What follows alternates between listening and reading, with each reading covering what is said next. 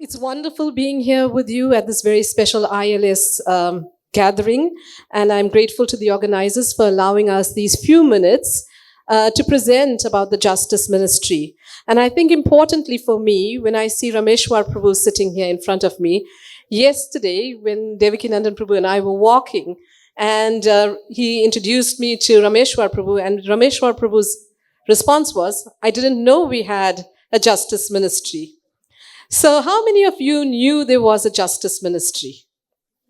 Okay, but there's a fair number, like Rameshwar Prabhu as well, who didn't know of the existence of a Justice Ministry.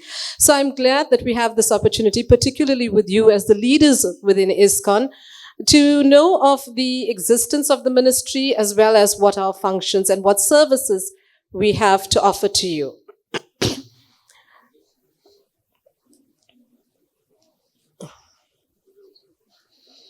There we go. Yes. So I just looked at this quote from Srila Prabhupada in a letter to Brahmananda from February 14, 1970. Srila Prabhupada wrote, we should be very careful to see that there is proper justice and that no one is wrongly treated. I think, within ISKCON, particularly as leaders, it's not uncommon. Probably every single one of you has at some point in time had some devotee come to you, complain about something, felt aggrieved about something, wanted something to be addressed or some redress to take place. And it falls within your purview then as to what do I do with this in addition to all the other managerial services that you have. So I think the key points that I'd like to emphasize in the little time that I have with you is Prabhupada's words here, proper justice. In South Africa, and I think elsewhere in the world as well, we know of what is called kangaroo courts. Is that something that's used elsewhere as well?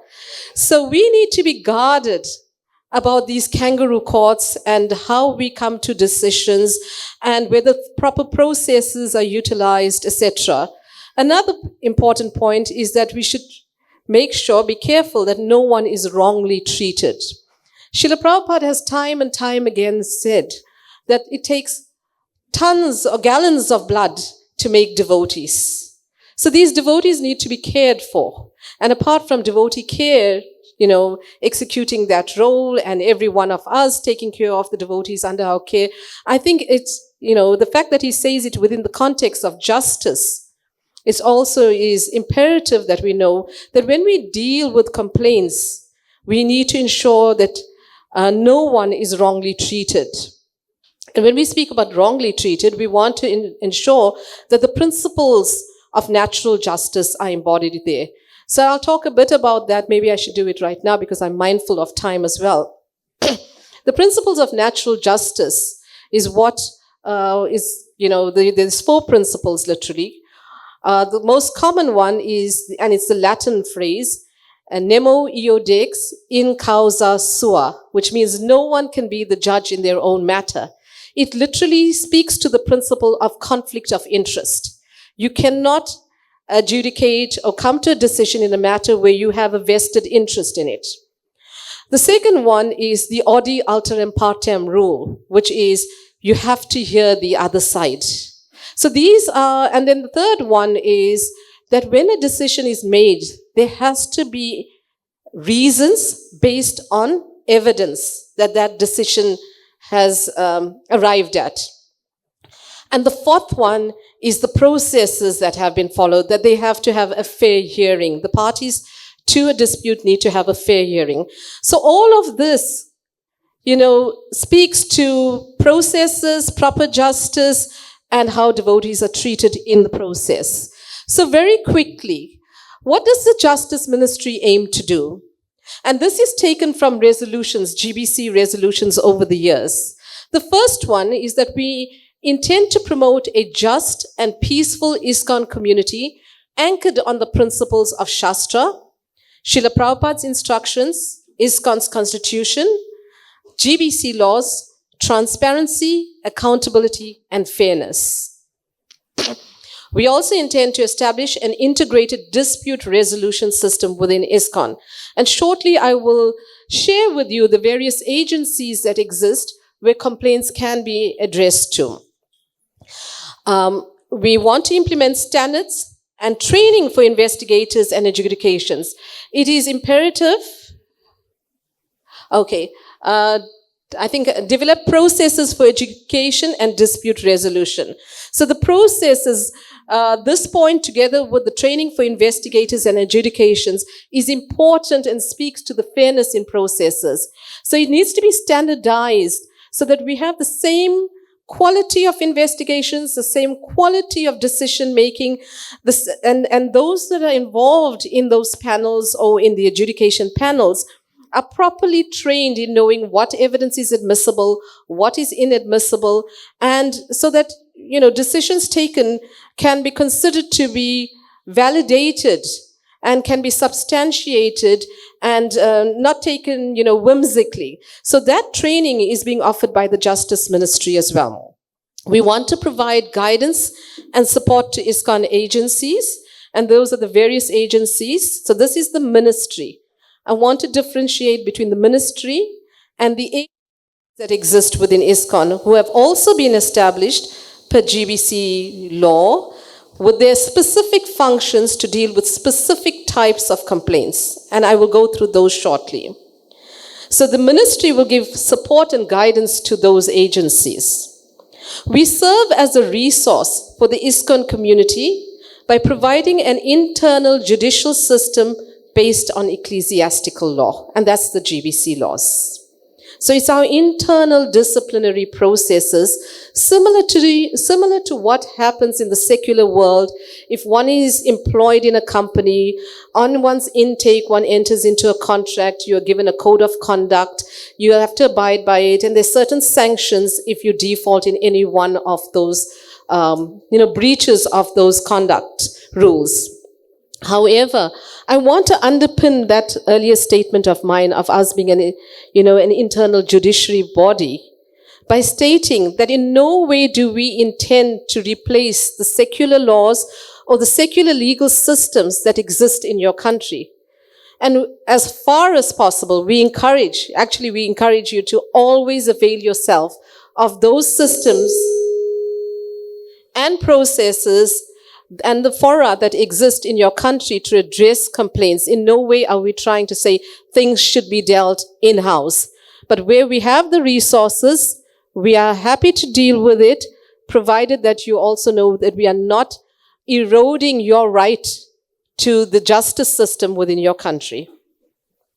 So within ISKCON, there are various agencies, but I think I need to emphasize first and foremost, ISKCON Resolve. And I think we have Raj Vihari Prabhu somewhere here. Please, would you stand up, Prabhu? I think he has helped ISKCON and ISKCON devotees on a number of occasions. And I would always recommend, unless the nature of the complaint falls within the jurisdiction of any of the other agencies, ISKCON Resolve should be your first stop.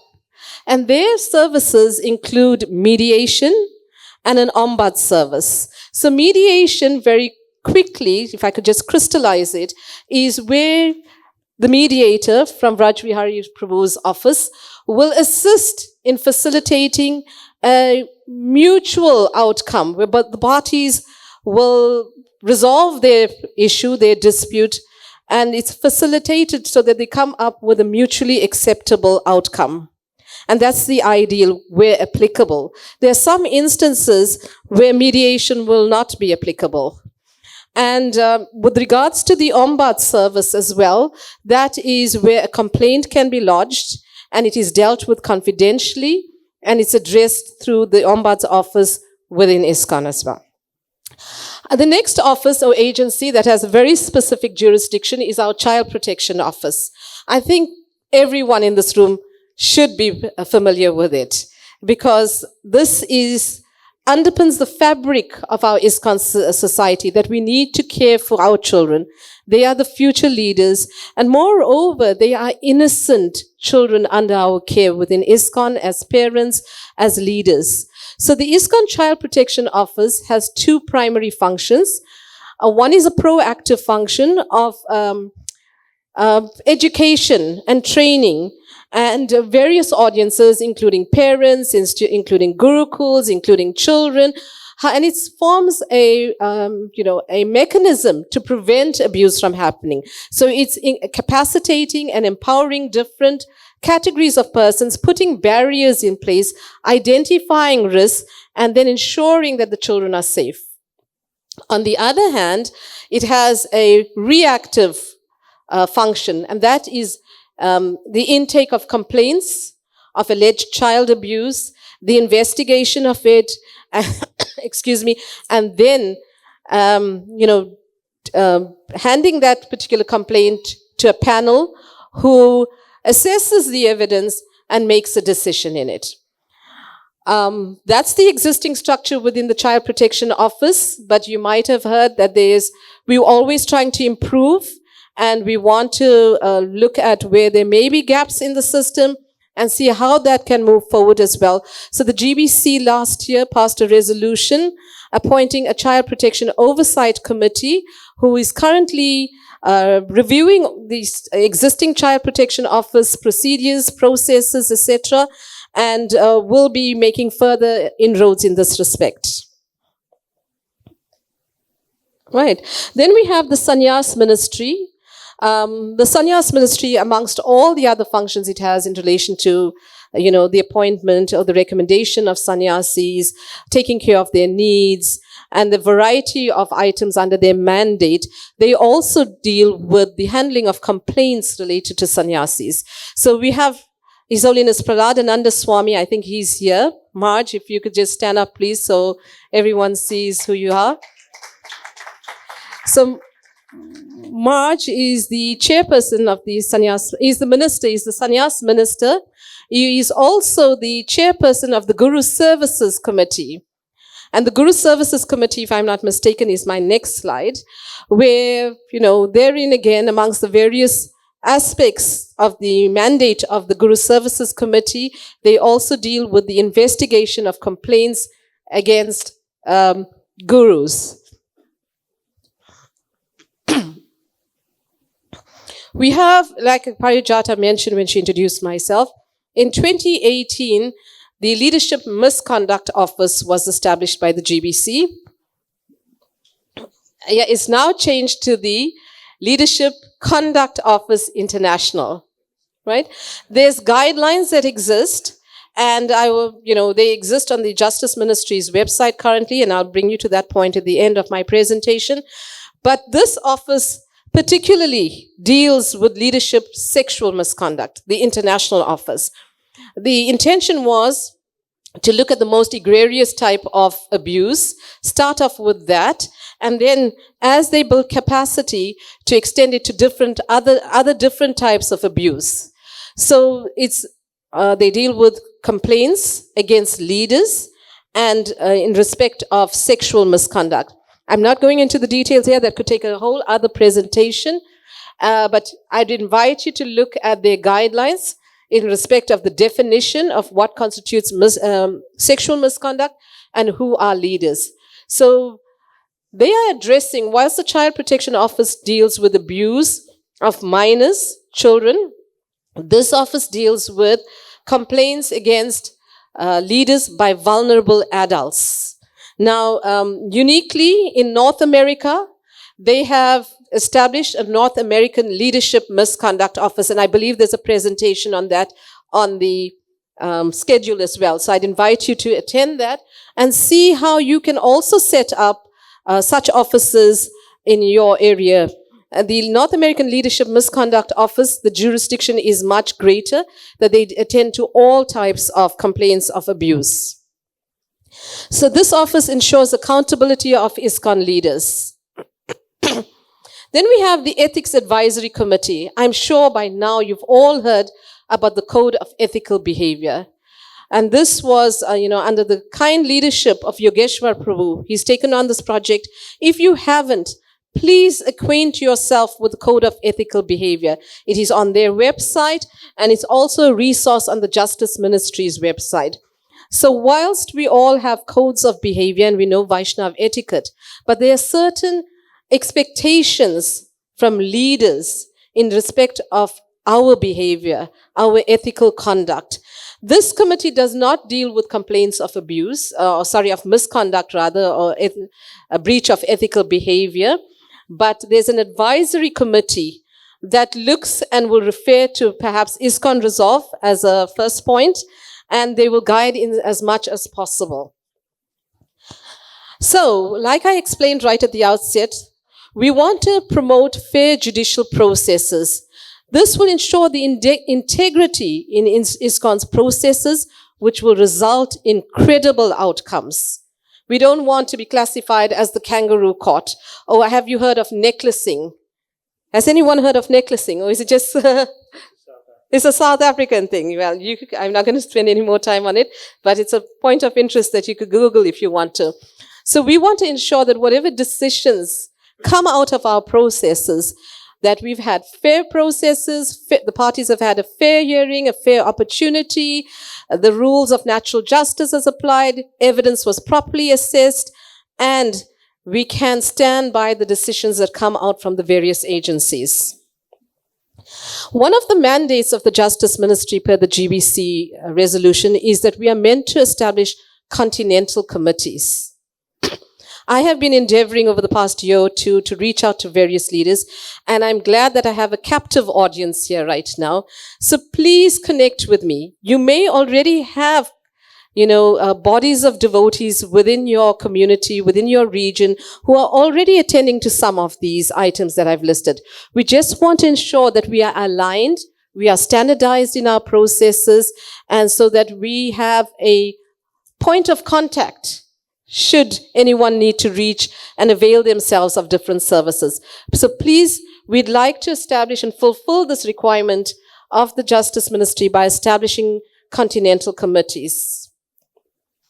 I think one of my final points that I want to make to you is identify within your region those devotees who can serve as investigators or are willing to serve as members of an adjudication panel.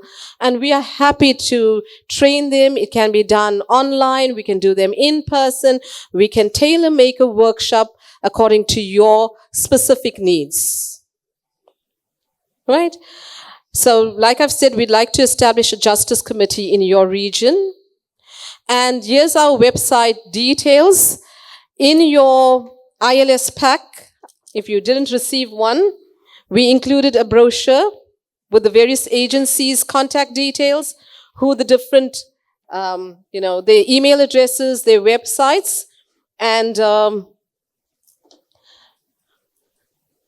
so you can find on our website, you can actually find all the agencies and links to their sites if they do have sites already, websites already created.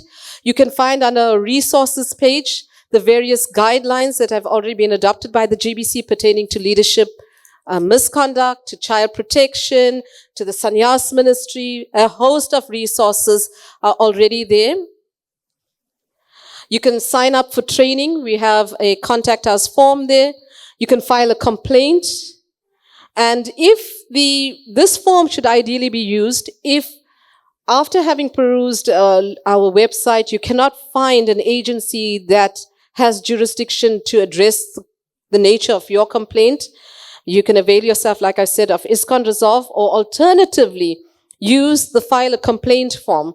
It will come to us, and we have an ISKCON Dispute Resolution Department, which is a gathering of the heads of all these agencies, and we will best try to assist you with the resolution of that particular complaint. Interestingly, on our File a Complaint tab, you can actually upload documents as well. So we want to eventually move to online case management. And then lastly, you can make an inquiry, contact us, or anything that you would like assistance with, use the contact us, make an inquiry form. So that brings me to the end of our presentation. I would like to hand over to Devi Nandan Prabhu. But if you haven't received this brochure, it also has the barcode for the website. So you can scan this and it'll take you directly to our website. I thank you for your attention and patience. And we work closely with the General Counsel's office. I think if I could just touch on one point of difference you may wonder, Why do we have a justice ministry and then a law department? The law department is a resource to you as a manager, to the GBCs, in respect of litigation, where, ISKCON may be a defendant or ISKCON is a plaintiff in a matter, in the secular legal systems, in going on to a case in court, for instance. You definitely need to draw on your legal counsel for that, whereas this is our internal processes for meting out justice as we endeavor to do in terms of Srila Prabhupada's vision. Thank you. Hare Krishna.